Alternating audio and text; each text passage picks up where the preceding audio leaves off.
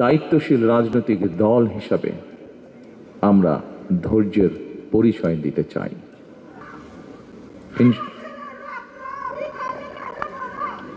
ইনশাল্লাহ ইনশাল্লাহ মা, ইনশাল্লাহ আমরা আপনার সাথে আছি। হচ্ছে যে আমরা দেখেছি নির্বাচনের কমিশনের রিসেন্টলি কিছু বিতর্কিত ভূমিকা বা বিতর্কিত অবস্থান, তারপরেও রাজনৈতিক একটি দায়িত্বশীল রাজনৈতিক দল হিসাবে আমরা ধৈর্যের পরিচয় দিতে চাই। তবে প্রজন্ম থেকে প্রজন্ম ধরে গণতান্ত্রিকামী মানুষ যেন এই শহীদদের বা এই গুম হয়ে যাওয়া সদস্য, এখনো যাদের অপেক্ষায় আমরা আছি, এখনো যাদের অপেক্ষায় পরিবাররা রয়েছে, সেই শহীদদের আত্মত্যাগ থেকে প্রেরণা লাভ করতে পারে প্রজন্মের পর প্রজন্ম। এই কারণে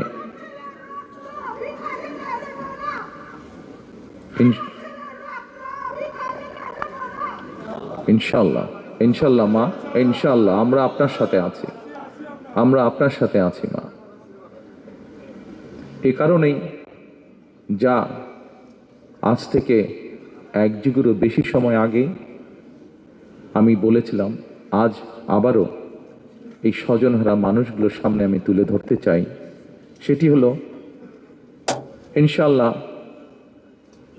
আমাদের দল বাংলাদেশের মানুষের সমর্থন নিয়ে রাষ্ট্র গঠনে, সরকার গঠনে সক্ষম হলে পরে আমরা এই শহীদ পরিবারদের নামে রাষ্ট্রের, দেশের গুরুত্বপূর্ণ সড়ক কিংবা রাষ্ট্রের বিভিন্ন গুরুত্বপূর্ণ সরকারি বেসরকারি স্থাপনার নামকরণ করব,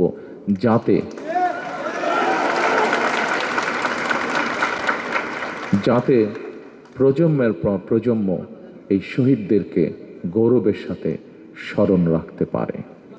রাষ্ট্রীয় সহিংসতার শিকার পরিবারগুলোর প্রতি সাধ্যমতন রাষ্ট্রীয় সহায়তা হাত বাড়ানোর প্রয়োজন রয়েছে বলেও আমি ব্যক্তিগতভাবে বিশ্বাস করি।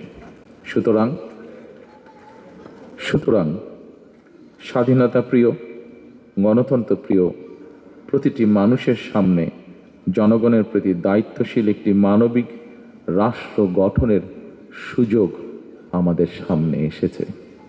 কেউ কেউ বিভিন্ন রকম কথা বলে একটি অবস্থার তৈরি করার চেষ্টা করছে, যেখানে এই গণতন্ত্রের পথ তৈরির পথ যে তৈরি হয়েছে সেটি যাতে বাধাগ্রস্ত হয়। আমি অনুরোধ করব আপনারা, এবং আমি অনুরোধ করব বাংলাদেশের দলমত নির্বিশেষে প্রতিটি মানুষ যারা গণতন্ত্রে বিশ্বাস করেন,